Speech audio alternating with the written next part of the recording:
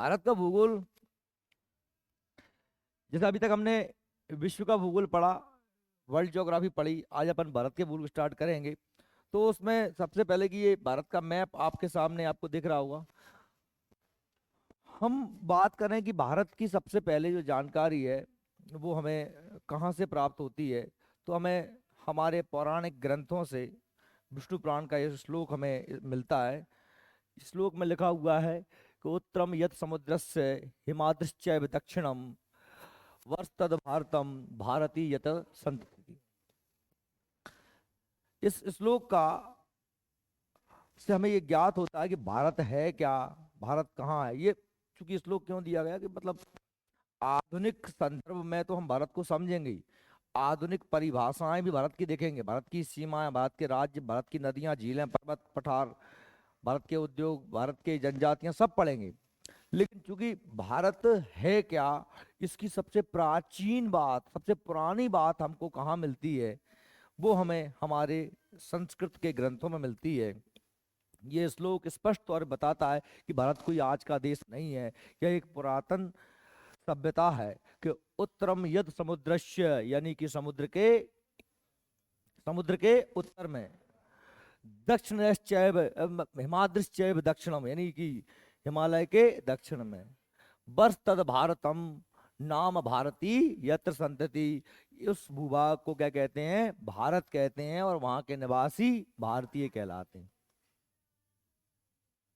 श्लोक जो बताने का मेरा उद्देश्य था वो मात्र इतना था कि भाई हम समझ पाए कि हमारा जो देश है वो कोई आज का देश नहीं है। जैसे कि दुनिया में भूभाग तो बहुत हैं, पर इसको भारत नाम से ही बहुत प्राचीन समय से जाना जाता रहा है।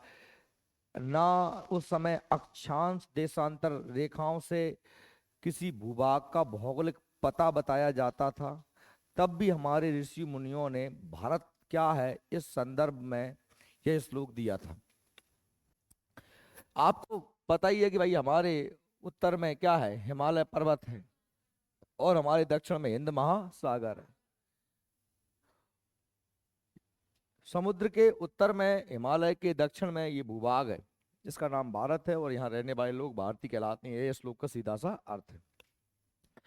अब जब हम भारत के और नामों की, भारत की प्राचीनता की बात करें, तो सबसे पहले आप नाम जानते हैं कि भारत का सबसे जो पुराना नाम है वो नाम है आर्यव्रत। क्या नाम है? हालांकि आर्यव्रत से भी पहले हम एक और नाम सुनते आते हैं जिसका नाम है जम्बूद्वीप। जम्बूद्वीप केवल भारत का नाम नहीं है, जम्बूद्वीप और बड़ा भूभाग था। लगभग लगभग आधा एशिया इसमें जम्बूद्वीप में आ जाता है। आपने जब भी हम अपन कोई कथा वगैरह करते हैं, संकल्प लेते हैं, तो महाराज कहते हैं जम्बू द्वीपे भारत खंडे, है ना, अशोक नगर ग्रामे फलातीये माँ से अपने गोद का नाम लो कहो विष्णु, है ना, सुना। तो जम्बू द्वीप जम्बू द्वीप के अंतर्गत, यानी जम्बू द्वीप एक बड़ा भूभाग है, आधा इसमें एशिया आता है। लगभग आप अपने सरलीकरण के लिए आप उसे एशिया समझ सकते हो। जम्बू द्वीप है भारत खंडे, जम्बू द्वीप के अंतर्गत जो भारत खंड है ना। तो भारतवर्ष, अब आर्यावर्त, आर्यावर्त मतलब सबसे पहले, चूंकि अब इस भूभाग की बात करें तो अगर आधुनिक इतिहासकारों की माने तो वो लोग ऐसा कहते हैं कि भाई आर्य लोग मध्य एशिया से भारत में आए थे। ये यहाँ पर हिंदू कुश पर्वतमाला है, ये पर्वत है, इस पर्वत को पार करके ये सप्त सैंधव प्रदेश यानी सिंधु नदी के आसपास वाले एरिया में बसे थे, और धीरे धीरे संपूर्ण उत्तर भारत में फैल गए थे। कौन? आर्य लोग। तो इस इलाके में आर्य लोग बसे थे, इसलिए इसका नाम क्या पड़ गया था? आर्यावर्त, आर्यों के रहने के कारण। और आर्यावर्त के बाद में जो महाराज भरत हुए, दुष्यंत के जो पुत्र थे शकुंतला, दुष्यंत शकुंतला के जो पुत्र थे महाराज भरत, महाराज भरत के नाम पर इस देश का नाम क्या पड़ा है? भारत। बाद में फिर यूरोपीय लोग, खासतौर पे अगर आप प्राचीन भारत में जाएं तो 326 ईसा पूर्व में एक यूरोपीय भारत में आया जिसका नाम था क्या?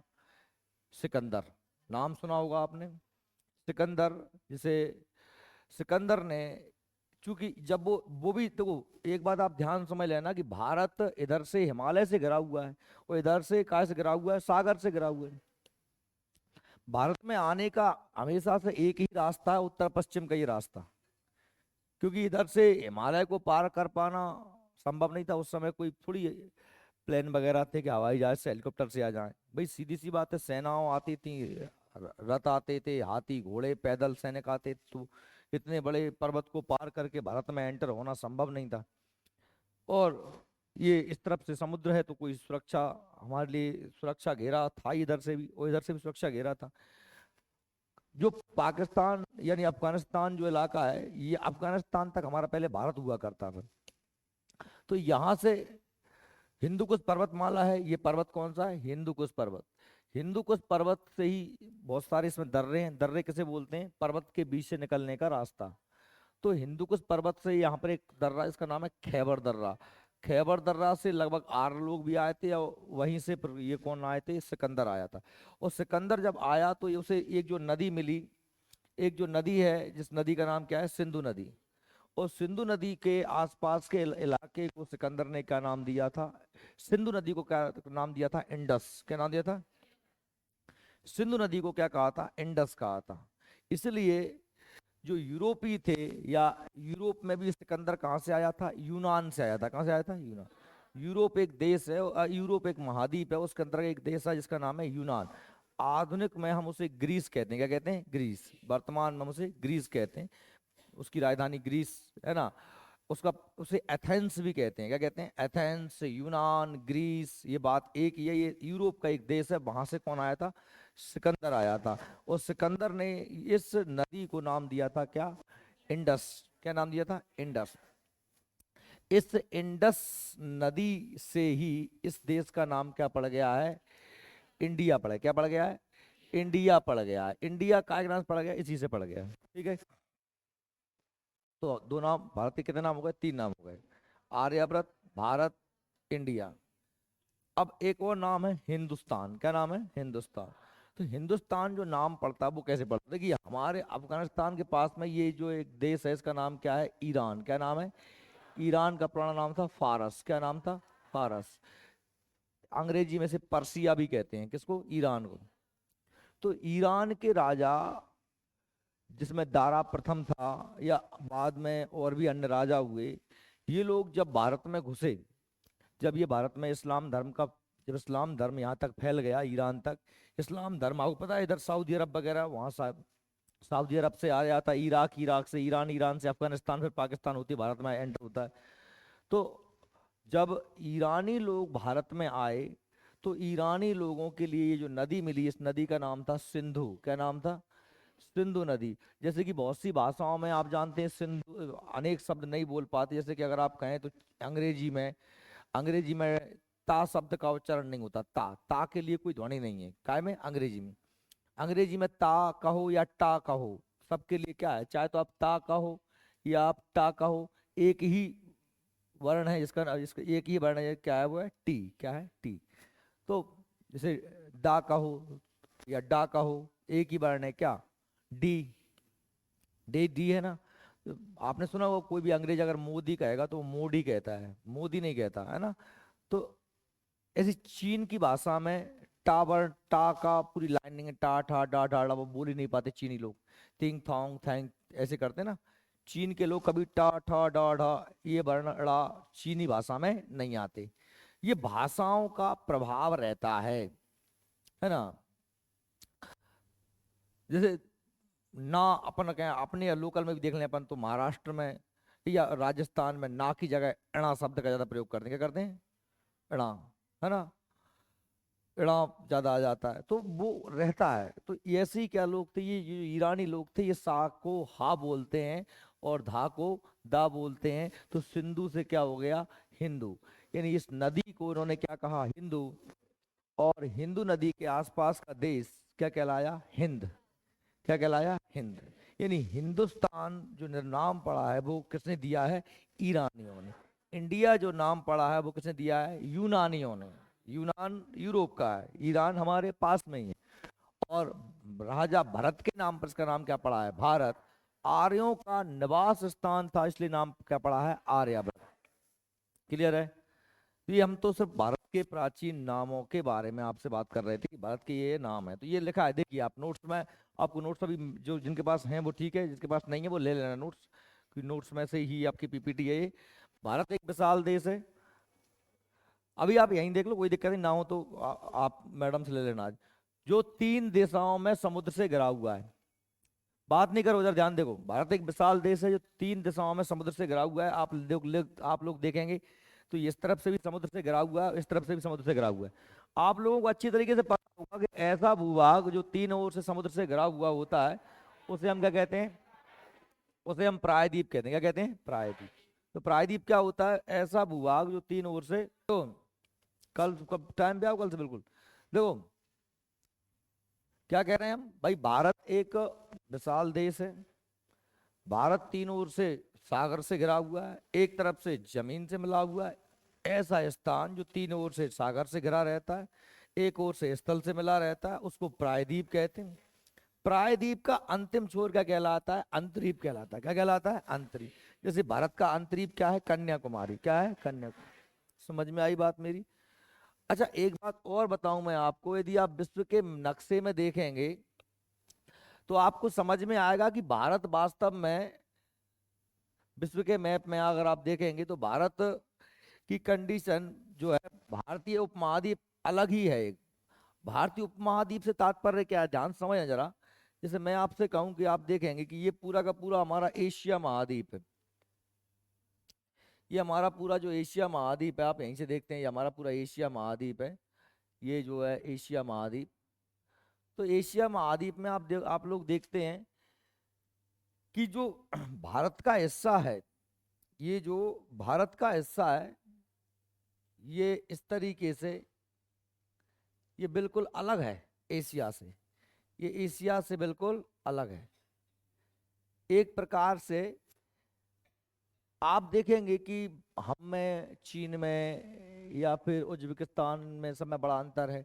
कैसा अंतर है? ना केवल लोगों का शकल सूरत अलग है, ना केवल लोगों की शकल सूरत अलग है, अपितु भाषा बोली भी अलग है, संस्कृति भी अलग है, जलवायु भी अलग है, खान पान भी अलग है, सब कुछ अलग है शेष एशिया से। समझ में आ रही है मेरी बात आपको? शेष एशिया से ये अलग है। अच्छा, प्राकृतिक रूप से भी अलग है। यहाँ से हम हिमालय से कटे हुए हैं, यहाँ से हमारा क्या है, ये हमारा हिमालय है, इधर हमारी भी हिंदू कुश पर्वतमाला है, इधर सागर से घिरे हुए हैं। एक प्रकार से ये अलग ही महाद्वीप के अंदर महाद्वीप टाइप का है। क्योंकि आप देखेंगे अफगानिस्तान, पाकिस्तान, नेपाल, भारत, है ना, बांग्लादेश, श्रीलंका, इन सब का पूरा ये म्यांमार वगैरह, ये अपना बर्मा वगैरह, म्यांमार तो अलग हो जाता है। ये सब पूरा का पूरा एक जैसा रहन सहन, खान पान, वातावरण, संस्कृति, परंपरा, ये सब इसमें है, एक जैसी जलवायु उसमें है। इसलिए मैं इस इलाके को क्या कह रहा हूँ, भारतीय उपमहाद्वीप। क्या कह रहा हूँ?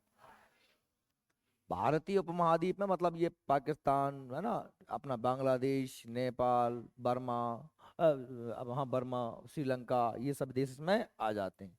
आ रही बात सही आप लोगों को? तो ये महाद्वीप के अंतर्गत भी एक अलग से महाद्वीप जैसा व्यवहार करता है। ठीक। तो देखिए क्या लिखा है, ये तीनों समुद्र से घिरा हुआ है, इसी कारण इसे उपमहाद्वीप की संज्ञा दी गई है। इसी कारण से क्या कहा गया हमने, उपमहाद्वीप का है। इसका प्राचीन नाम आर्यव्रत, आर्यव्रत उत्तर भारत में बसने वाले आर्यों के नाम पर किया गया है।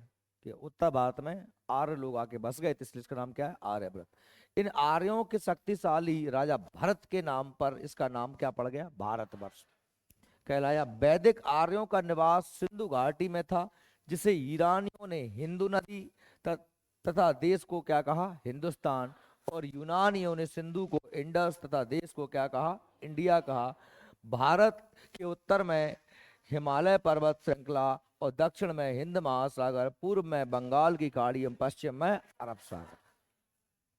इस सामान्य सा भारत का परिचय है, इसको आप सभी लोग भली भांति पहले से जानते थे। आपने मैप देखा, मैप भी देखा हुआ, मैप में हमको सब कुछ दिखाई देता है। इसमें कुछ भी नया नहीं है जो आपको पूर्व से पता ना हो। ठीक है, अगर किसी को नहीं पता तो हमने ये देख भी लिया। चलिए आगे हम इसकी चर्चा करते हैं कि ये भारत की अक्षांश देशांतर स्थिति। अक्षांश देशांतर स्थिति आप जानते ही हैं, आप सब लोग भली भांति जानते हैं कि पृथ्वी पर कुछ आड़ी रेखाएं खींची हैं, इन्हें हम अक्षांश कहते हैं। और ये रेखाएं काल्पनिक हैं। और कुछ हमने क्या खींची हैं, खड़ी रेखाएं खींची हैं, इन्हें हम क्या कहते हैं, इन्हें हम देशांतर रेखाएं कहते हैं। आड़ी रेखाओं को अक्षांश, खड़ी रेखाओं को देशांतर। आड़ी रेखाओं को अंग्रेजी में लैटिट्यूड और खड़ी रेखाओं को अंग्रेजी में लॉन्गिट्यूड कहते हैं। अक्षांश रेखाओं की संख्या 181 है। बीच वाली रेखा को 0, 1, 2, 3, 90 तक ऊपर है और 90 तक नीचे हैं। ऊपर वालों को हम उत्तरी अक्षांश, नीचे वालों को हम दक्षिणी अक्षांश कहते हैं। ऐसे ही ये खड़ी रेखाओं को देशांतर, इस तरफ वाली को पूर्व देशांतर, इस तरफ वाली को पश्चिम देशांतर। देशांतरों की संख्या 360 है। अक्षांशों की संख्या 181 है। कितनी? 181। ये हम सभी जानते हैं, कोई नया टॉपिक नहीं है।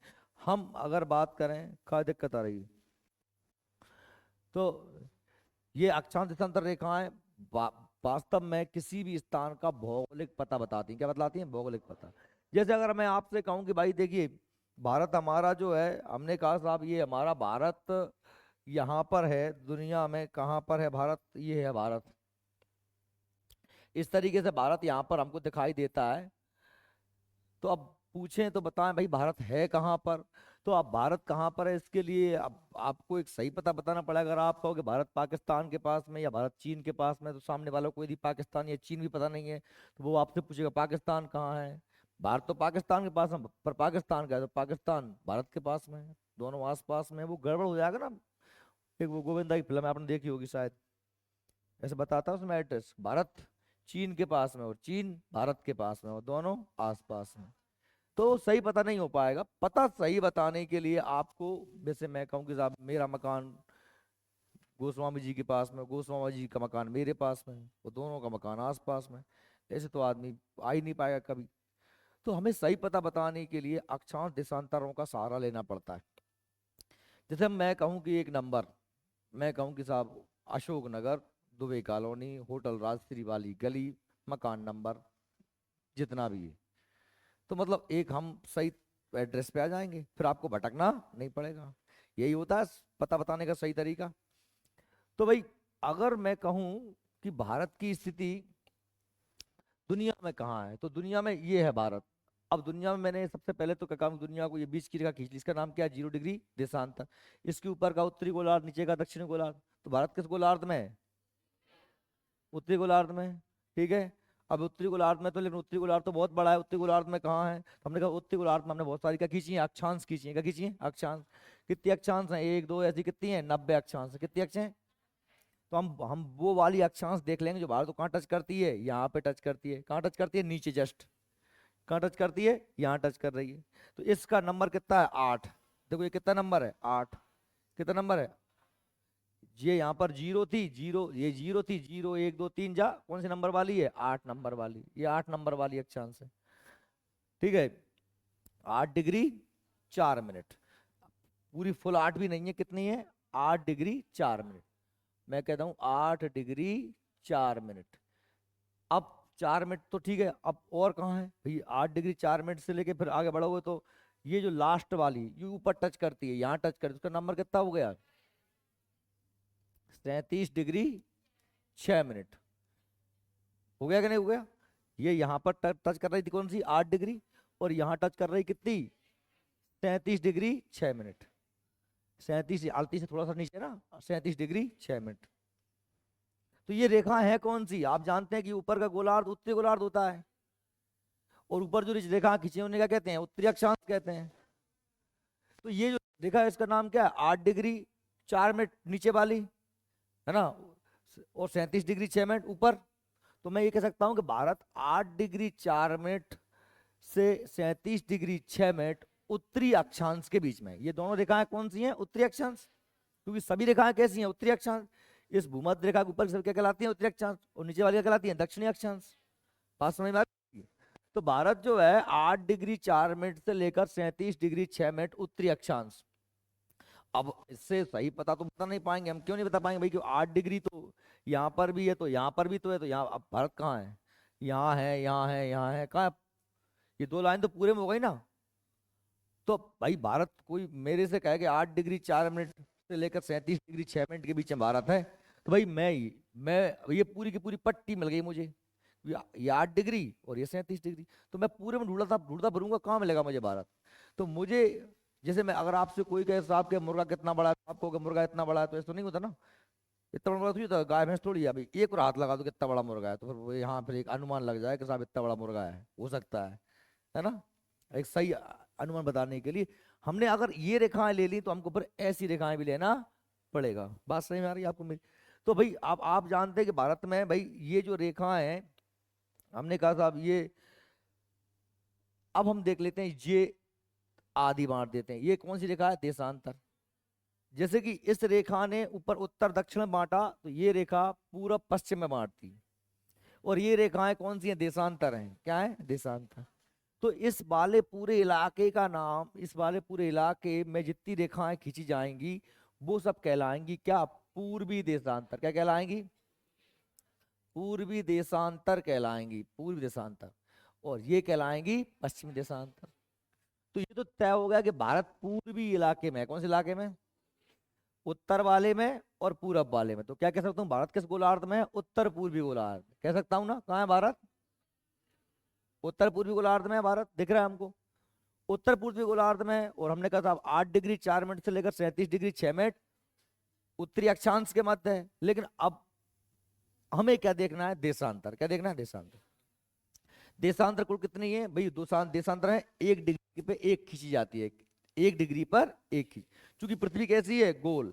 और गोल वस्तु में कुल कितनी डिग्री होती है? 360। मैं 0 डिग्री, 90 डिग्री, 180, 270 और 360। कोई वस्तु यदि पूरी घूम जाए तो कितनी घूम जाती है? 360 डिग्री। तो तेरी गर्दन को पकड़ के मैं ऐसे घुमा दूं वापस, तो कितनी घूम जाएगी? 360 डिग्री। घड़ी की सुई पूरी घूम गई 360 डिग्री, ठीक है, पूरा चक्कर हो जाता है 360 डिग्री। 1 डिग्री पर एक देशांतर, 1 डिग्री पर एक देशांतर। तो भाई इस तरीके से घूमती हैं और देशांतर रेखा ऐसे निकलती है कि यहाँ से निकलती है, यहाँ पे खत्म हो जाती है। लेकिन भारत को जो एकदम गुजरात में, एकदम कहाँ के तट पर? पश्चिमी तट पर, जो जो यहाँ पर टच करती है, जो यहाँ पर टच करेगी, कहाँ पर टच करेगी? यहाँ पर टच करेगी। इस रेखा का नंबर कितना है? 68 डिग्री। कितना है? 68 डिग्री 7 मिनट। 68 डिग्री 7 मिनट से जो कहाँ टच करेगी? बलागू, अरुणाचल प्रदेश। कहाँ टच करेगी? अरुणाचल प्रदेश। जो यहाँ टच करेगी, कितना नंबर है इसका? 97 डिग्री, 97 डिग्री 25, 96 के बाद में 97, 97 डिग्री 25 मिनट, 97 डिग्री 25 मिनट। ये क्या हो गया बताओ? पूर्वी देशांतर। अब आप देखोगे तो हमको ये लाइन मिल गई और एक लाइन ये मिल गई, मिल गई। अब आप यहां पर जरा गौर से देखोगे तो आपको एक चौकोर बॉक्स मिल रहा है। क्या मिल रहा है? ये 68 डिग्री 7 मिनट पूर्व देशांतर से लेकर 97 डिग्री 25 मिनट पूर्वी देशांतर के मध्य, और 8 डिग्री 4 मिनट उत्तरी अक्षांश से लेकर 37 डिग्री 6 मिनट उत्तरी अक्षांश के मध्य। जो भूभाग मिला है उस भूभाग का नाम क्या है? भारत। और ये टुकड़ा केवल यहीं पर आपको मिलेगा। इसे कहते हैं भारत का भौगोलिक पता। क्या है पता? 8 डिग्री 4 मिनट से 37 डिग्री 6 मिनट उत्तरी अक्षांश एवं 68 डिग्री 7 मिनट से लेकर 97 डिग्री 25 मिनट पूर्वी देशांतर के मध्य जो भूभाग है उसका नाम भारत है। तो ये इसका क्या है? भौगोलिक पता। अगर इस पते से आप आओगे तो फिर आप कहीं पर ही भटकना नहीं पड़ेगा, वो केवल भारत ही है, केवल आप भारत में ही पहुंचोगे। क्लियर हो गया? तो ये भारत का भौगोलिक पता है। ये इसमें दिया हुआ है, आप सब देख पा रहे हैं, पूरी रेखाएं दी हैं, आपके नोट्स में भी ये बाकायदा दिया हुआ है। अच्छा, मैं, अब आप ये भी जानते हैं कि ये पृथ्वी गोल है और उसमें हमारा ये भारत इस तरीके से यहाँ पर है, बीच में भूमध्य रेखा बना दी मैंने, ठीक है। आप जानते हैं ऊपर कौन सी रेखा है? कर्क रेखा है। कौन सी रेखा है? कर्क रेखा। नीचे कौन सी रेखा है? मकर रेखा है। और आप जानते हैं कि इस इलाके को क्या कहते हैं अपन? इस पूरे इलाके को उष्ण कटिबंध क्या कहते हैं? क्योंकि इन दोनों किरणों, दोनों के बीच में ही सूर्य की सीधी किरणें पड़ती हैं।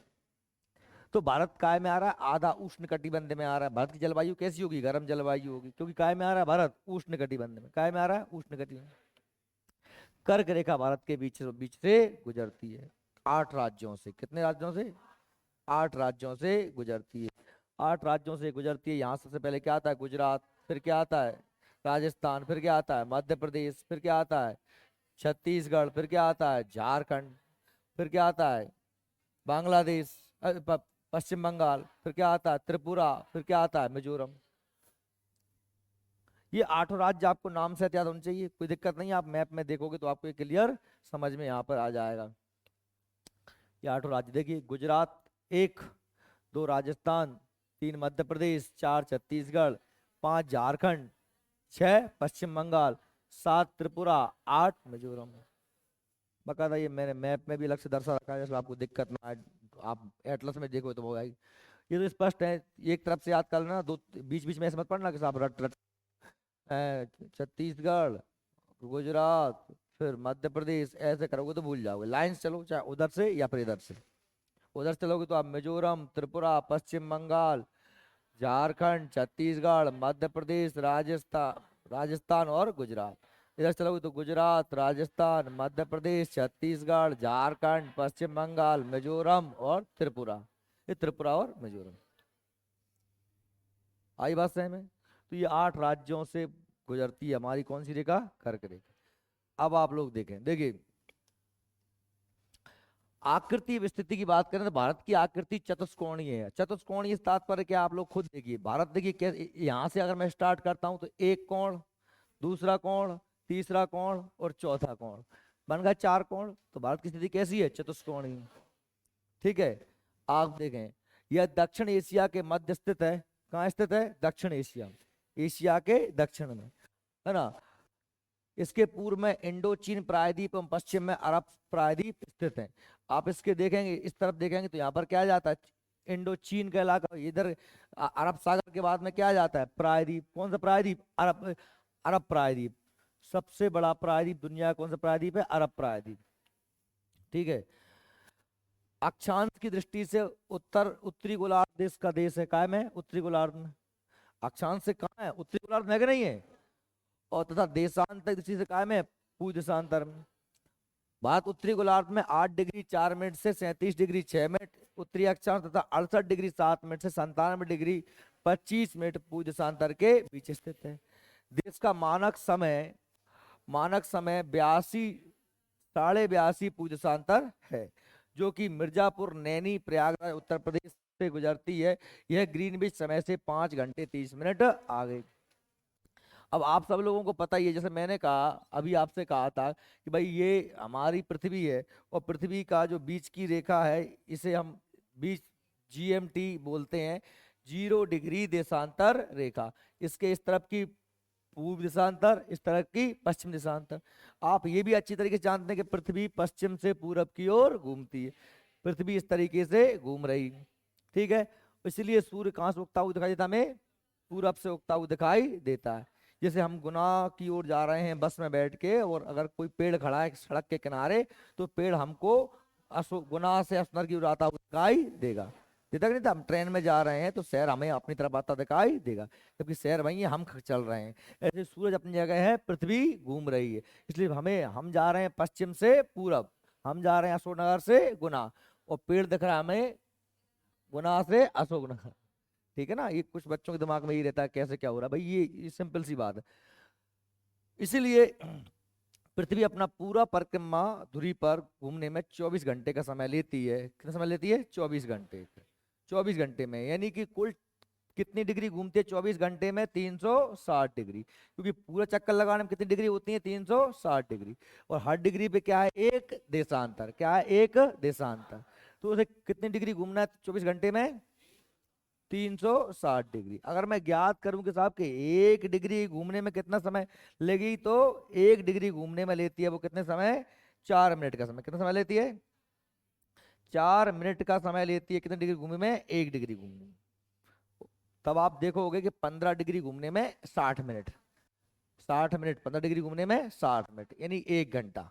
इस तरीके से जब 15 डिग्री घूमने में 1 घंटा, तो 360 डिग्री घूमने में 24 घंटा। समझ आ रही मेरी बात? मैंने 1 मिनट का भी 1 घंटा का भी सब बता दिया आप लोगों को। पूरे 24 घंटे में 360 डिग्री, है ना, और 1 घंटे में 60 डिग्री, और 4 मिनट में 1 डिग्री पृथ्वी घूमती है। तभी जाके उसे 24 घंटे में पूरा चक्कर लगा पाती है। 24 घंटे का एक दिन और एक रात होता है। हम बात कर रहे हैं कि भारत जो है यहाँ पर है, इस तरीके से भारत की कंडीशन ये है। तो हम देखते हैं कि भारत को यहाँ पर जो लाइन टच कर रही है उसका नाम कितना है? 68 डिग्री। और यहाँ टच कर रही है उसका नाम कितना है? 97। ठीक है। इस तरफ आप जाओगे तो समय बढ़ेगा। जैसे मैं मान मान लीजिए कि यहाँ बज रहे हैं 12, कितने बज रहे हैं? दोपहर के 12 बज रहे हैं जीएमटी पे। आप इस तरफ आगे बढ़ोगे तो यहाँ 12 से 1 2 3 4 ऐसे समय बढ़ेगा, है ना। इंग्लैंड में से जीएमटी कहाँ से गुजर रही है? इंग्लैंड से गुजर रही है। तो इंग्लैंड में यदि 12 बज रहे हैं तो आप इधर आओगे थोड़े से फ्रांस में आओगे तो भैया 12:30 बज रहे होंगे। जर्मनी, पोलैंड, रूस आओगे तो समय बढ़ते जाएगा, है ना। 2 2 2 3 ऐसे यहाँ पे 5 4 5 6 ऐसे बढ़ते जाओगे। अगर पीछे जाओगे इधर आगे इधर जाओगे इस तरफ पीछे अटलांटिक महासागर, उत्तर अमेरिका वगैरह पहुंचोगे तो आप हमने के साथ 12 11 10 9 8 7 5 6। आ रही बात सही में? पीछे आओगे समय घटता है, आगे आओगे समय बढ़ता है। और पृथ्वी इस तरीके से घूम रही है, ठीक है। और हर डिग्री को घूमने में, पार करने में 4 मिनट का समय लगता है। अब भाई भारत में कुल कितने, ध्यान सुनना, ध्यान देख ले इधर। इधर ये 68 डिग्री है, उधर कितनी डिग्री है? 97 डिग्री। तो 68 से 97 के बीच अगर हम देशांतरों का अंतर देखें तो 30 देशांतर हुआ। कितने देशांतर है? 30 देशांतर। 68 69 70 71 हो जाते हैं, क्योंकि ये आधे में भी है ना, इसलिए कुछ, है ना। 68 डिग्री कुछ मिनट, 97 डिग्री कुछ मिनट 25। तो कुल कितने देशांतरों को पार करता है भारत? भारत में यहाँ से 68 से ये इस तरीके से कितनी डिग्री हैं? टोटल 30 देशांतर हैं। और एक देशांतर को पार करने में कितना समय लगता है? 4 मिनट। कितना समय लगता है? 4 मिनट। तो भाई कुल कितने देशांतर पार करनी है? 30 देशांतर। एक को जब 4 मिनट लगता है तो 30 को कितना समय लगेगा? 30 × 4 यानी कि 120, 120 मिनट। कितना लगेगा? 120, यानी कुल कितना समय लगेगा? 2 घंटे का। कितना समय लगेगा? 2 घंटे का। यानी कि भारत में, गुजरात में, यहाँ पर गुजरात में और यहाँ पर अरुणाचल प्रदेश में, इनमें आप यदि देखेंगे तो समय का जो अंतर है वो कितने का हो जाएगा? 2 घंटे का। क्योंकि यदि यहाँ पर सूर्य उदय सबसे पहले कहाँ होगा? अरुणाचल प्रदेश में, क्योंकि पृथ्वी पश्चिम से पूरब की ओर घूम रही है। ये आप जानते हैं उत्तर है और ये दक्षिण है, ये पूरब और ये पश्चिम। सबसे पहले सूर्योदय कहाँ होगा? अरुणाचल प्रदेश में। तो अरुणाचल प्रदेश का बलागू में यहाँ सबसे पहले सूर्योदय होगा। यदि हम एक ही घड़ी मान लें पूरे देश की तो यहाँ पर 4 बजे सूर्योदय हो जाएगा, और यहाँ पर इसके 2 घंटे बाद होगा। कितने बजे? 6 बजे। क्योंकि भारत के पश्चिम और पूरब में 30 देशांतरों का अंतर है, इसलिए 2 घंटे समय का अंतर हो जाता है, क्योंकि ये इलाका 2 घंटे बाद सूरज के सामने पहुंचेगा। इसीलिए भारत में अब ये दिक्कत हो जाएगी। अगर हम घड़ी को काय से मान लें? सूरज से मान लें। काय से मान लें? सूरज से। सूरज से मान लें। आगे अब हमारे पास घड़ी नहीं है, हम अनुमान काय से लगा रहे हैं? सूरज से लगा रहे हैं कि साहब एकदम सूरज मूड पे आ जाए तो अपन मान लेंगे कि लगभग 12 बज गए। कितने बज गए? 12 बज गए। अब हर आदमी, अगर झांको आदमी भी देखे वो सूरज के हिसाब से, झांको देखे वो झांको, सबकी घड़ी अलग अलग हो जाएगी ना, हो जाएगी, है ना। जैसे इनने कही कि साहब हम आएंगे 6 बजे, इनने फोन लगा के हम 6 बजे आएंगे, ठीक है। और इधर ये 6 बजे इनकी घड़ी में तब कितने बज रहे होंगे? ये तो 6 बजे मतलब 2 घंटे पहले बज गए इनके, इनके 8 बज रहे होंगे। तो ये बेचारे जल्दी आ जाएंगे, और इतने इनके भजिए मजिए नहीं बन पाए, जो नो नाश्ता वास्ता है, 2 घंटा पहले ही आकर बैठ जाएंगे। बात सही हमारी नहीं आ रही? कहा कि ये जिनको 2 घंटा पहले ही बच जाएंगे, इनके 2 घंटा बाद बजेंगे। देश में ये घड़ियों का डिफरेंस ना हो, इसलिए हमने का काम किया, एक बीच की लाइन ले ली। कौन सी लाइन ले ली? बीच की लाइन। ये है बीच की लाइन। 80 84 के बीच में कितनी है? 82.5 डिग्री। या आप देखो यहाँ से हमारी टच कौन सी करती है? देशांतर अब अक्षांश 8 डिग्री, और यहाँ कौन सी करती है? 97 डिग्री, अब 68 डिग्री। 68 डिग्री क्या? 68 डिग्री उत्तरी अक्षांश, सॉरी सॉरी सॉरी 33 डिग्री, क्या है? 37 डिग्री उत्तरी अक्षांश, और 8 डिग्री से लेकर 37 डिग्री। तो ये भी लगभग 30 का अंतर है। कितने का अंतर है? 30 का। 8 से 37 में कितने का अंतर है? 30 का। और देशांतर में भी लगभग कितने का अंतर है? 68 से लेकर 97 के बीच में कितने का अंतर है? 30 का। आ रही बात में? ऐसे में भी 30 है और ऐसे में भी 30 ही है, अक्षांश भी 30 है, देशांतर भी। तो भैया हमने कही साहब जो बीच की लाइन है वो हमने, ये 82.5, और ये हमने ये ले ली यहाँ की 24 के आसपास, तो ये दोनों मिल गई यहाँ पे। कहाँ मिल गई? ये डॉट डॉट डॉट, ये डॉट डॉट, ये दोनों यहाँ पर मिल गई। ये स्थान कौन सा है? ये स्थान है इलाहाबाद के पास नैनी मिर्जापुर। हमने यहाँ पर एक व्यक्ति को खड़ा कर दिया, उससे कह दिया भाई कि जैसे ही तेरी परछाई तुझे दिखना बंद हो जाए तू घड़ी में बजा देना 12, और चिल्ला देना कि भैया 12 बज गए, तो इतने के लोग भी सबकी घड़ी में 12 बजा लेंगे, इतने के लोग भी सबकी घड़ी में 12 बजा लेंगे। तो कोई की घड़ी फिर आगे पीछे नहीं होगी, देश की पूरी घड़ियां कैसी हो जाएंगी? एक जैसी। आई बात सही में? क्यों? क्योंकि भाई हमने एक ही स्थान से जो है समय ले लिया। ऐसे समय को जो पूरे देश में लागू होता है, क्योंकि अगर इसका समय 2 घंटे आ गए, इनका समय 2 घंटे पीछे, फिर तो हर हर हर टुकड़े में समय है, क्योंकि हर पश्चिम से पूर्व की ओर जाते जाओगे समय जल्दी होता जाएगा, और पूर्व से पश्चिम की ओर आओगे समय लेट होता चला जाएगा, क्योंकि पृथ्वी पश्चिम से पूरब की ओर तो घूम ही रही है।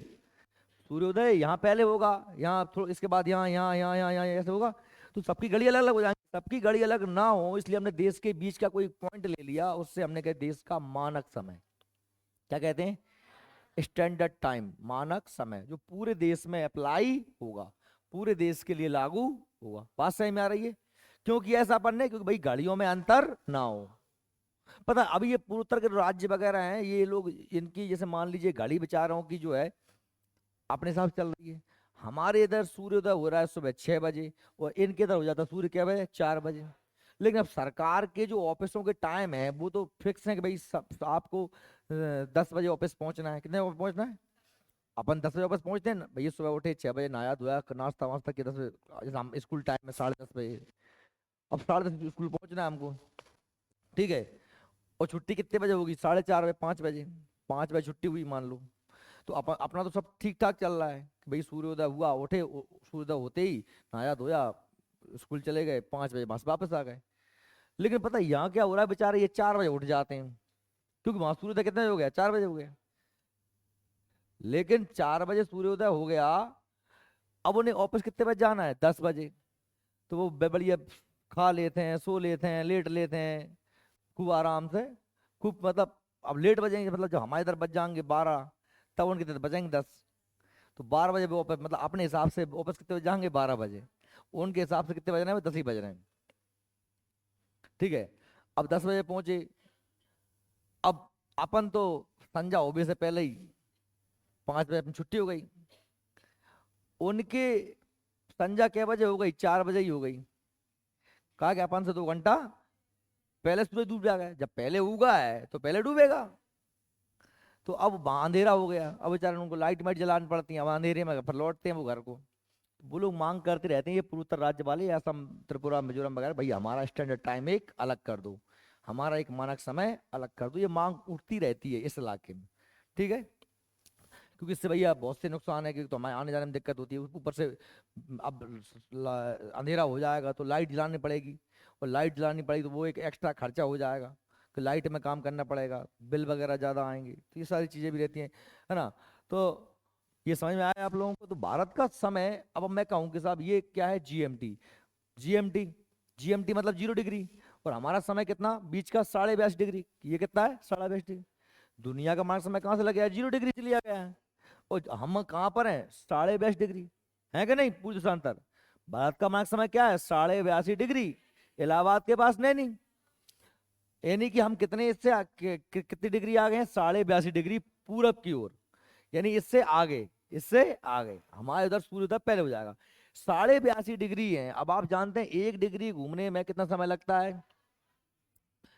और हम कितने? 82.5। तो हमने कहा 82 में 4 को देता हूं तो कितना आएगा? लगभग 328, 328। 4 दूनी 8 और ठीक है 4 8 32, 328। 328 क्या है, ये मिनट हैं, लेकिन एक काय के हैं 82 डिग्री के, लेकिन कितना आधा और 1/2। जब 1 डिग्री घूमने में 4 मिनट तो आधी डिग्री घूमने में 2 मिनट, 28 में कितने और जोड़ दो, 2, तो कितने हो जाएंगे 330। समझ में आ रही नहीं आ रही बात भाई? 82 डिग्री घूमने में कितना समय लगेगा, तो 328 मिनट, क्योंकि 1 डिग्री घूमने में कितना लगता है 4 मिनट, तो 4 का इसमें गुणा कर दो, तो 328 मिनट हो गए। 1 डिग्री घूमने में 4 मिनट लगते हैं, तो आधी डिग्री और बची, क्योंकि 82 थे, तो आधी डिग्री घूमने में 2 मिनट, तो 330 मिनट। अब 330 मिनट है तो इसको काय में बदल दो, घंटे में, इसमें 60 क्या दे दोगे, इसका 60 में इसमें भाग दे दो, तो कितना हो जाएगा 5.5, 5 घंटे 30 मिनट। 5.5 घंटे आ गए हम काय से, जीएमटी से। ये जीएमटी से कितने आ गए हैं, 5.5 घंटे। यानी कि यदि यहाँ पर दोपहर के 12 बज रहे हैं कहाँ, लंदन में जीएमटी पे, तो हमारे इधर शाम के 5:30 बजेंगे। बजेंगे नहीं बजेंगे? क्यों बजेंगे भैया, हम इनसे आगे हैं। यदि यहाँ रात के 12 बज रहे हैं तो हमारे इधर सुबह के 5:30 बजेंगे, क्योंकि हम कितने घंटे आ गए हैं, 5 घंटे, 5.5 घंटे आ गए। ये बात क्लियर हो गई आपके दिमाग में? ये हालांकि मैं आपको पहले ही पढ़ा चुका था, फिर भैया मैंने बता दिया, कहा कि अब तुम लोगों को दिक्कत होती है। देश का मानक समय 82.5 डिग्री पूर्वांतर से है, जो मिर्जापुर, नैनी, प्रयागराज, उत्तर प्रदेश से गुजरती है। यह ग्रीनविच समय से, ग्रीनविच मतलब जीएमटी से कितने, 5.5 घंटे आगे, 5 घंटे 30 मिनट आगे। अब अगर इस रेखा को आप देखोगे तो ये रेखा जो हमारी है, ये कहाँ कहाँ से गुजर रही है, तो ये उत्तर प्रदेश से गुजरती है। कहाँ से गुजरती है, ये निकल रही है, ये 22.5 डिग्री का इस तरीके से जाती है। तो Uttar Pradesh 82.5 degree, Madhya Pradesh 82 degree 48 minute, Chhattisgarh, Madhya Pradesh, Chhattisgarh, Orissa और आंध्र प्रदेश, ये देखो कहाँ से गुजर रही है, मध्य प्रदेश, उत्तर प्रदेश, मध्य प्रदेश, छत्तीसगढ़, उड़ीसा और आंध्र प्रदेश। कहाँ कहाँ से गुजर रही है साली ये रेखा? देखो मैंने कहा साहब ये तो हमारी कौन सी हो गई, ये कर्क रेखा। अब आप इसको देखोगे, जबकि इसको टच कौन सी करती है, वो करती है हमारी 24 डिग्री, तो वो कहाँ टच करती है, मिर्जापुर। वो स्थान तो ये है नैनी, जहाँ पे दोनों टच करती हैं, जहाँ से मानक टाइम लिया गया है। ये 82.5 डिग्री है। कहाँ से गुजर रही, नंबर 1 उत्तर प्रदेश, नंबर 2 मध्य प्रदेश, नंबर 3 छत्तीसगढ़, नंबर 4 उड़ीसा और नंबर 5 आंध्र प्रदेश। इन 5 राज्यों से गुजर रही है कौन सी, मानक समय रेखा। समझ में आई मेरी बात? मानक समय रेखा 5 राज्यों से गुजर रही है। क्लियर हो गया? और कर्क रेखा 8 राज्यों से गुजर रही है। कितना राज्यों से? आज से number 1 Gujarat, number 2 Rajasthan, number 3 Madhya Pradesh, number 4 Chhattisgarh, number 5 Jharkhand, number 6 Paschim Bengal, number 7 Tripura, number 8 Mizoram. ठीक है, ये दोनों रेखाएं आपको, अब देखो इसमें से कोई भी प्रश्न बन सकता है। बताइए कि निम्न में से मानक समय किस प्रदेश से नहीं गुजरती? आपको ऑप्शन मिल गए उत्तर प्रदेश, मध्य प्रदेश, है ना, बिहार और उड़ीसा, या वो ऐसे ना दे तो दे दें आंध्र प्रदेश और तेलंगाना, है ना, तो वो तेलंगाना से नहीं गुजरती। ठीक है, बात समझ पा रहे हो आप लोग? तो आपको ये देख रहे हैं, या फिर ये निम्न से दे दें गुजरात, मध्य प्रदेश, राजस्थान और उत्तर प्रदेश, निम्न में से कर्क रेखा किससे नहीं गुजरती? तो कहाँ से नहीं गुजरती, कर्क रेखा। उत्तर प्रदेश से कर्क रेखा नहीं गुजरती। आप समझिए, आपको ये 8 प्रदेश कर्क रेखा वाले और 5 प्रदेश मानक समय रेखा वाले याद होने चाहिए, क्योंकि आप तभी बता पाओगे कहाँ से गुजर रही है कौन सी लाइन। समझ में आ रही बात? नहीं फिर तुम वही की वही कंडीशन होंगी आपकी। देखिए, संपूर्ण भारत के क्षेत्रफल की बात करें, संपूर्ण भारत का क्षेत्रफल 32,87,263 वर्ग किलोमीटर। ये आप अच्छे से याद करें, पूरे भारत का एरिया कितना है, 32,87,263 वर्ग kilometre. 32,87,263 kilometre square, kilometre square. ये भारत का एरिया 32,87,263। भारत का क्षेत्रफल कितना है, 32,87,263। अगर मैं आपसे फिर एक बार रिपीट करता हूँ, देखो तुम में से आधे लोग अनमने से ऊंगने से बुरोसो थोथरो करे बैठे रहते हैं। क्लास में बैठो, क्लास में साथ साथ मैं रिपीट करवा रहा हूँ, रिपीट करो, क्लास में साथ साथ बोलो भी, ने चुस्ती फुर्ती में भी बैठो।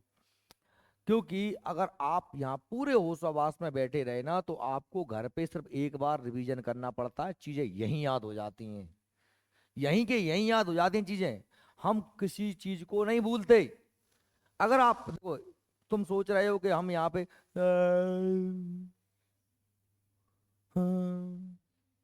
अब झटका से ले रहे हो झाइंग, तो मन कतई मन नहीं लगा रहे। अब मन जहाँ नहीं लग रहा हो तो घर तो लग भी को ठहरो ही का मन का है कि जहाँ अब तुम्हें अक्षांश देशांतर सेम नहीं आई, जहाँ जीएमटी सेम नहीं आई, बीच की रेखा सेम नहीं आई, भारत को मानक समय सेम नहीं आओ, तो वो तो जब वहां तुम खुद से पढ़ोगे तो वहां तो वैसे सेम नहीं जाने पाए।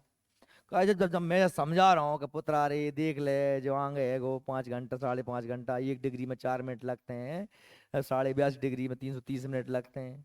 कहा है कि पृथ्वी पश्चिम से पूरा भी घूम रही है, जब मैं समझा रहा हूं तो प्यार से, तब तू नहीं समझ पा रहा हो, तो वहां तू अपने आप से कैसे समझेगो, खुद से पढ़ेगो तो वहां तू का गुण ताड़ी लगाएगो दिमाग में, कब दिखा का सोचेगो तो अपने हिसाब से। और जब 2-3 मिनट, ज्यादा से ज्यादा 1 या 1.5 मिनट का समय होता है बस, 1 1.5 मिनट बहुत बहुत कह रहा हूँ मैं, 30-35 सेकंड वाली बात होती है। अगर 30-35 सेकंड में अपने दिमाग को पॉजिटिव रिस्पॉन्स नहीं मिले ना, तो अपना दिमाग बच्ची तुरंत छोड़ देता है फिर। समझ रहे हैं आप, बोलो मेरी बात। 30-35 सेकंड में अगर आपका दिमाग को आप सकारात्मक आंसर नहीं मिले, आप जैसा चाह रहे थे वो चीज समझ में नहीं आई या समझ में नहीं आ रही, पता का है गड्ढे बड्ढे से लगो, तो दिमाग वहां से तुरंत हटता है और दूसरी जगह शिफ्ट हो जाता है। बस वो चीज फिर आपके दिमाग से गई। छोटी छोटी चीजें होती हैं जिन्हें आपको सोचना पड़ेगा, समझना पड़ेगा, नहीं तो फिर वो जो हो रहा है वो तो होगा ही होगा, कोई दिक्कत नहीं है। देखिए, क्षेत्रफल भारत का 32,263। ओके, भारत क्षेत्रफल की दृष्टि से विश्व का 7वां बड़ा देश है। कौन सा बड़ा देश है? 7वां। 7वां बड़ा देश है। अब हमसे बड़े देश कौन कौन से हैं? भारत से बड़े देश नंबर 1 रूस है, नंबर 1 रूस, नंबर 2 कनाडा, नंबर 3 चीन, number 4 America, number 5 Brazil, number 6 Australia, और 7वां कौन है? भारत। कोई दिक्कत? तो ये तो 6 बड़े देश जो भारत से बड़े हैं। भारत का विस्तार उत्तर दक्षिण दिशा में, अब भारत की हम लंबाई चौड़ाई की बात करें, चतुष्कोणीय तो है ही भारत। उत्तर से दक्षिण देखें तो ये कितना है, हमने कहा उत्तर से दक्षिण देखिए, तो ये लंबाई, उत्तर से दक्षिण की लंबाई की बात करूं तो ये है 32-14। कितनी है? 32-14। और यदि मैं पश्चिम से पूरब की बात करूं तो 29-33। 3214, 2933। उत्तर से दक्षिण 3214, पश्चिम से पूरब 2933। ये भारत की लंबाई चौड़ाई हो गई। आपको पहले से पता होगा, नहीं पता तो याद कर लो, रिपीट कर लो, और पता है तो उसको रिवाइज कर लो, उसे रिकॉल कर लो। ठीक है, क्योंकि मैंने कहा कि बार बार सब्जेक्टों को इसलिए पढ़ा जाता है कि भाई चीजें, बहुत सी चीजें पता होती हैं, कुछ रह जाती हैं, तो वो कुछ भी ना रह जाए, क्योंकि पेपर में तो नहीं जाने क्या आ जाता है, कुछ पता है क्या, सीधा ना आए, उससे संबंध, उससे रिलेटेड आ जाए कोई चीज, तो भी हमें दिक्कत हो जाती है फिर। तो ये भारत दुनिया का 7वां बड़ा देश है। भारत से बड़े देश 6 और हैं। नंबर 1 रूस है, नंबर 2 कनाडा है, नंबर चीन, अमेरिका, ब्राजील, ऑस्ट्रेलिया और भारत। भारत, मैंने कहा, अब देखिए, भारत विश्व के क्षेत्रफल की बात करें तो क्षेत्रफल की दृष्टि से भारत के पास पूरी दुनिया का क्षेत्रफल के मात्र कितना क्षेत्रफल है? 2.43%। पूरी दुनिया में यदि 100 रुपया जमीन है तो हमारे पास कितनी है? 2.5 रुपया। बात समझ में आ रही है? हमारे पास केवल पूरी दुनिया की 2.5% जमीन है, 2.43%। पूरी दुनिया में यदि 100 आदमी रहते हैं तो 17 आदमी भारत में रहते हैं, 17.5 कितने, और अब तो 18 ही हुए आ रहे हैं। समझ आ रही मेरी बात?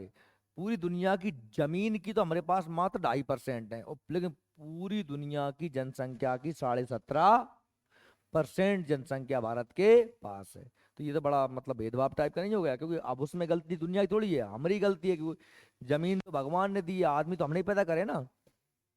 हम लगे हैं, हमारे डुकरान ने कसर नहीं करी 15-15 पैदा करे, हम दो और हमारे 10-15। यह विश्व की कुल जनसंख्या का 17.5% है। कितने? कुल क्षेत्रफल का 2.5%। 2.43% कुल जनसंख्या का 17%, क्षेत्रफल का 2.43%, जनसंख्या का 17.5%। कुल क्षेत्रफल 32 87 263, क्षेत्रफल के मामले में सातवां, है ना। हमसे पहले हैं रूस, कनाडा, चीन, अमेरिका, ब्राजील, ऑस्ट्रेलिया। ठीक है। उत्तर से दक्षिण की लंबाई है 32 14, पूरब से पश्चिम है 29 33। ठीक है, समझ में आई मेरी बात? का नीतीश सर नहीं जा रहेगा क्लास में? छुट्टी है की?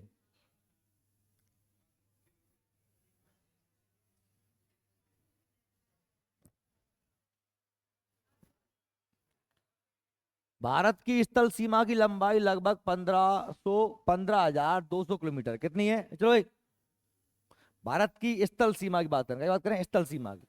अब देखो, स्थल सीमा से मतलब तात्पर्य क्या है? देखो बेटा, अपन भारत की बात करें तो ये जो काला काला दिख रहा है ना आपको यहाँ से, ये भारत की जमीन है। क्या है? जमीन, जो दूसरे देशों को टच कर रही है। ये मैं इस लंबाई की बात कर रहा हूं, मैं इस लंबाई की बात कर रहा हूं। देखिए, ये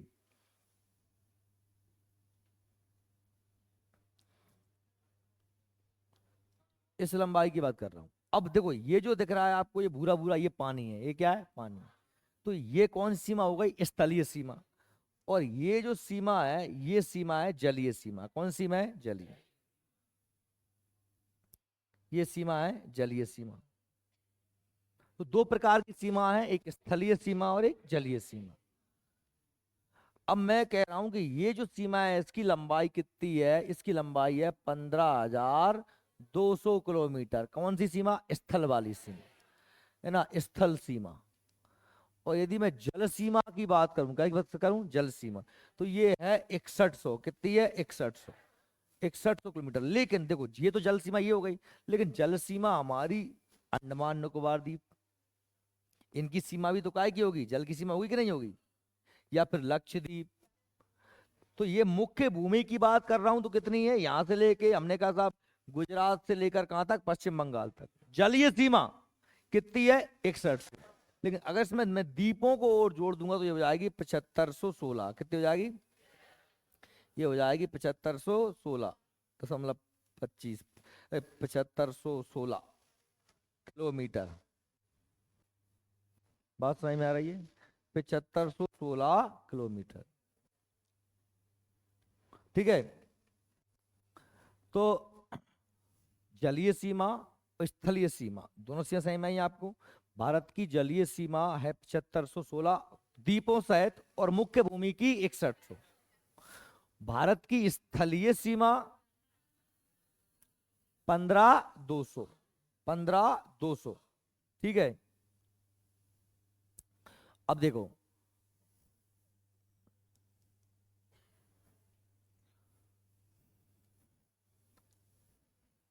भारत की स्थल की सीमा 15,200 किलोमीटर है। कुछ स्रोतों में 15,106 किलोमीटर भी मिलती है, लेकिन फालतू की बात, अपन को क्या इतनी याद करना है? 15,200। इसकी मुख्य भूमि की तटीय सीमा कितनी है? 6100। देश की कुल तटीय सीमा कितनी है? 7516। कितनी है? 7516।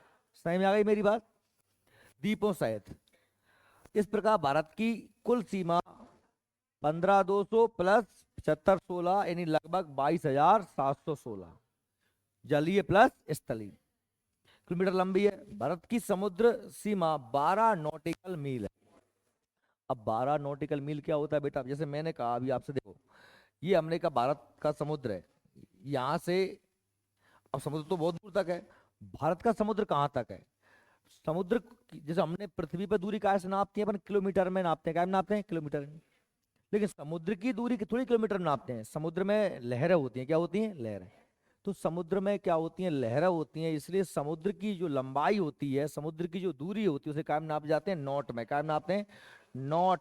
नॉट या नॉटिकल मील।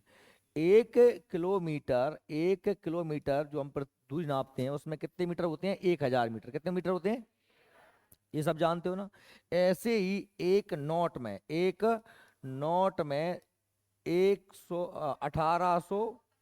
1850 मीटर क्या होते हैं?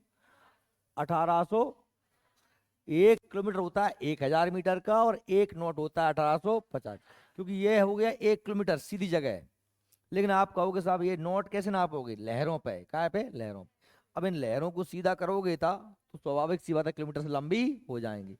लहरें ऊंची नीची ऐसी रहती हैं। तो एक नोट बराबर 1850 मीटर, और 1 किलोमीटर बराबर 1000 मीटर। और समुद्र की दूरी का नापते हैं नॉट से। अंतरराष्ट्रीय जन जो है समुद्र समझौते के तहत भारत की जो मुख्य समुद्री सीमा है वो कितनी स्थल सीमा से 12 नॉट तक। कितनी नॉट तक? 12 नॉट। बाकी फिर हमें से आगे पढ़ेंगे तो ये टोटल कहाँ तक जाती है? 200 नॉट तक। कहाँ जाती है? 200 नॉट तक। लेकिन यहाँ तक हमारा ही राज चलता है। अगर इसके अंदर कोई व्यक्ति घुसता है ना तो हम उसे पकड़ सकते हैं, गिरफ्तार कर सकते हैं। यहाँ तक। कहाँ तक? यहाँ तक। उससे इस पूरे इलाके के मछली समुद्र संसाधन सब कुछ हमारा देश ही है 12 नॉट तक। इसके अंदर कोई व्यक्ति हमारी बिना परमिशन के एंटर करता है हम उसको पकड़ लेंगे, जेल में डाल देंगे। यहाँ भारत का कानून लागू होगा। यहाँ पर 200 नोट तक भारत का कब्जा तो है। कब्जा मतलब यहाँ पर कोई व्यक्ति को आएगा जाएगा हम उसे रोकेंगे नहीं। 200 नॉट तक यदि कुछ समुद्र में जो है मछली पकड़ना, समुद्र के जो संसाधन है, समुद्र में कुछ पेट्रोलियम तेल कुछ खनिज वगैरह मिल जाए तो वो किसके हैं? हमारे हैं। लेकिन हम किसी को यहाँ आने जाने से नहीं रोकेंगे। बात सही में? ये अंतरराष्ट्रीय समुद्र जल संधि समझौते के तहत सभी देश इसको मान्य करते हैं। ठीक है। देखिए संलग्न क्षेत्र 24 नॉट। 24 नॉट क्या है? संलग्न क्षेत्र। जैसे मैंने क्या कहा आपसे कि भाई ये जो क्षेत्र था 12 तक तो हमारा कब्जा हो गया। 12 से लेके 24 तक क्या है? 24 तक हमसे कोई व्यक्ति परमिशन ले करके निकल सकता है। हम किसी भी व्यक्ति को रोक करके पूछताछ कर सकते हैं। ठीक है। सारे संसाधन हमारे ही हैं। और 24 से लेकर 200 तक यहाँ पर हम किसी व्यक्ति को आने जाने से नहीं रोक सकते, ना फालतू टोक सकते। पर हाँ समुद्र के संसाधन सब हमारे हैं। ठीक है। देखिए 24 नॉट मील तक है। यहाँ तक भारत की सीमा शुल्क सहित वित्तीय अधिकार प्राप्त है। वो मतलब अगर 24 नॉटिकल मील से निकल रहे हो ना तो आप टैक्स वगैरह भी ले सकते हो। लेकिन 200 वाले में आप कुछ इंटरफेयर नहीं कर सकते। ठीक है। आदम ब्रिज, एडम पुल तमिलनाडु और श्रीलंका के बीच में स्थित है। और वहीं पर एक द्वीप, इसका नाम क्या है? पम्बन द्वीप। देखिए आपको पता है ये भारत और श्रीलंका के बीच में जो पुल है भगवान श्री राम सेतु, से एडम का ब्रिज आदम पुल भी कहते हैं। और इसी के बीच में एक द्वीप है, इसका नाम क्या है? पम्बन द्वीप। क्या नाम है? पम्बन। और जो भारत और श्रीलंका को अलग करती है उसे बोलते हैं पाक जल संधि। क्या बोलते हैं? पाक जल संधि। ठीक है। भारत के उत्तर की ओर नेपाल भूटान तिब्बत, उत्तर की ओर नेपाल भूटान तिब्बत, तिब्बत का मतलब चीन का हिस्सा है। पश्चिम की ओर पाकिस्तान अफगानिस्तान, और दक्षिण की ओर श्रीलंका, और पूर्व की ओर बांग्लादेश म्यांमार। अब लोग आप सब अच्छी तरीके से जानते हैं, ये देख लीजिए आप।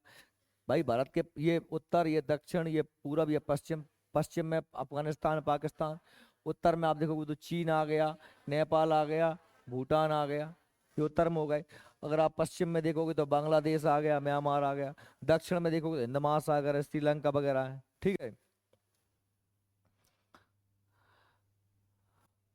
मालदीव दुनिया का सबसे छोटा द्वीपीय देश है। वैसे एशिया महाद्वीप का सबसे छोटा देश कौन सा है? मालदीव। लेकिन एक और बात कही है, द्वीपीय देश, द्वीपों से बना सबसे छोटा देश कौन सा है? मालदीव। ऐसे हम पढ़ते हैं दुनिया का सबसे छोटा देश वेटिकन सिटी है। क्या है? जो यूरोप का है। कहाँ है? यूरोप। लेकिन वो जमीन के बीच में है। कहाँ में? जमीन के बीच में। लेकिन मालदीव कहाँ है? समुद्र में, मतलब टापुओं में बसा। तो दुनिया का सबसे छोटा द्वीपीय देश मालदीव। और सबसे छोटा देश, एशिया का छोटा देश मालदीव। ठीक है। सही में आई बात। जो भारत की सबसे सबसे छोटा पड़ोसी देश भी है। भारत गणराज्य के 36 प्रमुख प्रशासनिक इकाइयां हैं। टोटल 36 प्रमुख प्रशासनिक इकाइयां, मतलब प्रदेश, केंद्र शासित प्रदेश, राज्य कितने हैं? 36 है टोटल। जिसमें 28 तो क्या है? राज्य हैं। राज्य मतलब जहां पर विधानसभा है, चुनाव होते हैं, फुल फ्रेश राज्य या मुख्यमंत्री होता है। लेकिन 8 क्या है? केंद्र शासित प्रदेश। यूनियन टेरिटरीज, जहां पर केंद्र सरकार द्वारा शासन किया जाता है। हालांकि 8 में से 2 राज्य ऐसे, 2 केंद्र शासित प्रदेश ऐसे भी हैं जहां मुख्यमंत्री बनते हैं, जैसे कि दिल्ली, केजरीवाल, है ना, पांडुचेरी, ये यहाँ पर मुख्यमंत्री बनते हैं। लेकिन उनको भी फुल फ्रेश पावर प्राप्त नहीं है, वहां पर भी केंद्र का हस्तक्षेप होता है, इसलिए उनका नाम क्या है, केंद्र शासित प्रदेश। पहले 9 हुआ करते थे, अब 8 बचे हैं केंद्र शासित प्रदेश। ठीक है, हमने पहले 7 थे फिर 9 हो गए थे, क्योंकि 2 बढ़ गए थे। कौन कौन से? अंडमान हमारा, 2 हमारे कौन से बढ़ गए थे? ये हमारा बन गया जम्मू कश्मीर और लेह लद्दाख बढ़ गया था। और हमने लेकिन बाद में काम किया, 2 को मिला के 1 कर दिया, दादर नगर हवेली और दादर नगर हवेली और एक और क्या था वो, दमन दीप। दमन दीप और दादर नगर हवेली को मिला के कर दिया, 1 कर दिया। तो 9 से कितने बचे? 8। राज्य हमारे कितने हैं? 28। राज्य हमारे 28 हैं। ठीक है, देखिए 28 राज्य हैं, 8 केंद्र शासित प्रदेश हैं, में कुल 718 जिले हैं, जिसमें से 5,924 तहसील हैं और लगभग 7,936 शहर और लगभग 6,41,000 गांव हैं। पूरे भारत में 6,41,000 गांव हैं। ठीक है, ये भारत के सभी राज्य दिए हैं। भारत के राज्य में पूरे राज्यों के नाम दिए हैं। आंध्र प्रदेश राज्य, राजधानी अमरावती, क्षेत्रफल। अब क्षेत्रफल में इतफल तुम भले ही याद मत करना, पर ये सब तुम्हें याद करना है। अरुणाचल प्रदेश राजधानी ईटानगर, असम राजधानी दिसपुर, बिहार राजधानी पटना। एक चीज और याद कर लाना साथ में, आप लोगों को जो होमवर्क रहेगा वो ये रहेगा कि हर राज्य का मुख्यमंत्री, राजधानी तो इसमें दी हुई है, मुख्यमंत्री तुम ढूंढ के लिख लाना, बस सबको पता होगा सबके मुख्यमंत्री कौन है, वर्तमान मुख्यमंत्री, ये सब दिया हुआ है। ठीक है, ये सारे 28 राज्यों के मुख्यमंत्री और राजधानियां मैं कल पूछूंगा, ये सुन लिया ध्यान से। और केंद्र शासित प्रदेश अंडमान निकोबार, राजधानी पोर्ट ब्लेयर, चंडीगढ़ राजधानी चंडीगढ़, दादर नगर हवेली सिलवासा, दिल्ली की दिल्ली, लद्दाख की लेह, लक्षद्वीप की कावरत्ती, जम्मू कश्मीर की श्रीनगर, पुदुचेरी की पुदुचेरी। ये क्या है? केंद्र शासित प्रदेश। इनके प्रशासक याद कर लेना। ठीक है, अब भारत के सीमावर्ती राज्यों के बारे में पढ़ाऊंगा कल। ठीक है। अब